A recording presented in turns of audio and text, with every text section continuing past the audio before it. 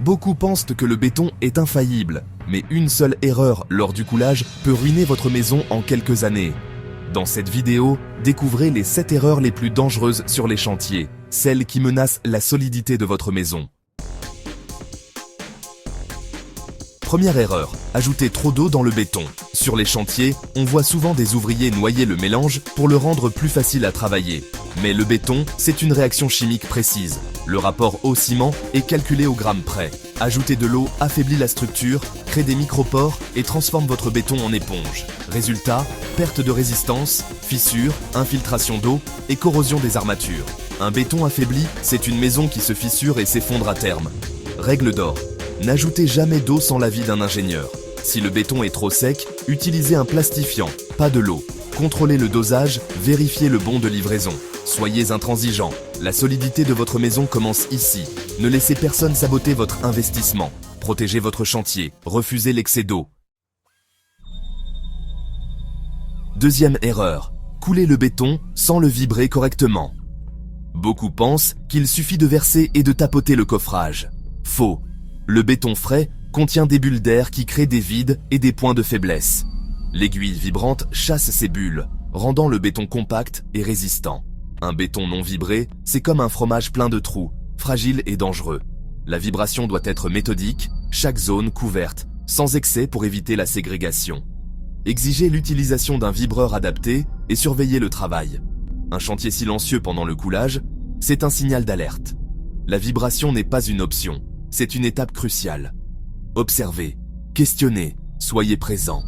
La solidité de votre maison dépend de ce détail invisible. Ne laissez pas l'air s'installer dans vos fondations. Le bruit du vibreur, c'est la garantie d'un béton solide. Quatrième erreur. Couler le béton sans tenir compte de la météo.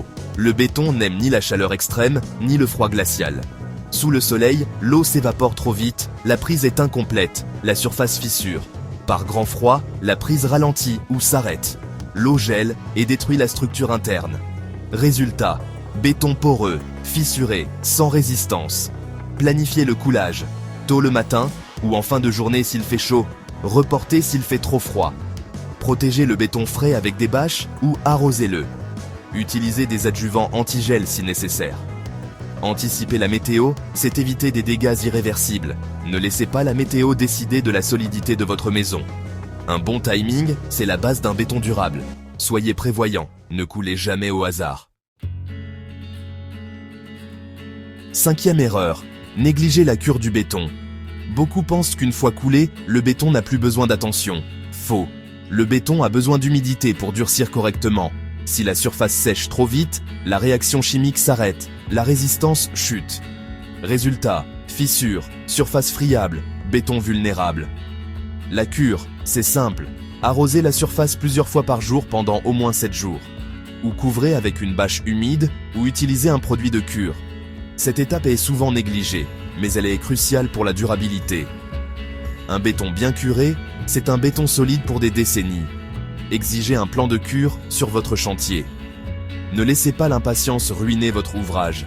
La cure, c'est l'assurance d'une maison qui dure. Un simple tuyau d'arrosage peut tout changer. Voilà, vous connaissez les 7 erreurs à éviter pour un béton solide. La solidité d'une maison dépend de chaque détail, dès le départ. Ne tolérez aucune négligence, soyez rigoureux à chaque étape. Le béton, c'est le fondement de votre sécurité. Soyez vigilants, exigeants, et ne laissez personne jouer avec votre avenir. Si cette vidéo vous a aidé, abonnez-vous pour plus de conseils. Restez vigilants sur vos chantiers.